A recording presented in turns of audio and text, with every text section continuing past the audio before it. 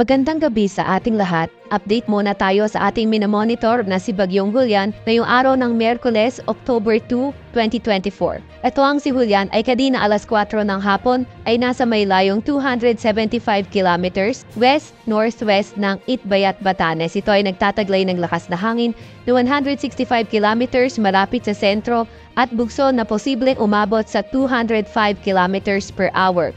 Kumikilos ito sa direksyong Hilaga sa binis na 15 kilometers per hour. Tingnan naman natin yung posibleng daanan nga nitong si Bagyong Julian. So sa susunod na 24 oras, ito ay nasa may severe tropical storm category, nasa may layong 280 kilometers north-northwest ng Itbayat, Batanes o kaya nasa may vicinity na ng Taiwan. Pagkatapos naman ng 48 hours, ito ay humina pa, nasa tropical depression category at nasa layong 330 kilometers hilaga ng Itbayat, Batanes, nasa vicinity pa nga rin ng Taiwan.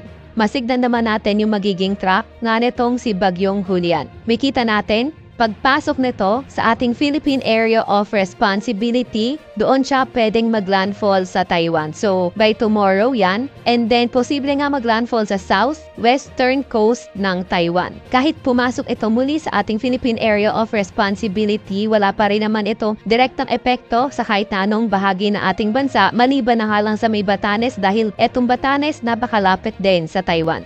Pagkatapos nitong maglandfall, posible itong bumagal o hindi kaya halos walang pagkilos kung saan pagdating ng Sabado, ito na nga lang ay isang low pressure area. And then, dahil walang dominant na weather system na posibleng makaapekto sa pagkilos nga nitong si Julian, posible pang magbago yung magiging track or hindi natin tinatanggal yung possibility na magkakaroon ng pagbago sa track na itong si Julian. Dahil pa nga rin kay Julian nakataas ang Tropical Cyclone Wind Signal number 1 sa may Batanes, Babuyan Islands, sa northern at western portion din ng Ilocos Norte. Kanina ring alas 5 ng hapon naglabas tayo ng pinakahuling weather advisory kaugnay nga ng mga paulan ni Julian. Ito nga, binabanggit nga natin dito na humina na yung epekto ni Julian sa ating bansa, pero asahan pa nga rin natin in the next 24 hours yung mga kalat-kalat na pagulan, pagkidlat-pagkulog sa may Ilocos Region, Cordillera Administrative Region, Cagayan Valley at Central Luzon. Meron pa rin tayo nakataas na gale warning sa Batanes at Babuyan Islands. Kaya kung maaari, yung mga maliliit na sasakyang pandagat, pati na rin yung mga motor bangkas ay huwag munang pumalaot dahil magiging maalon hanggang sa napakaalon ng karagatan.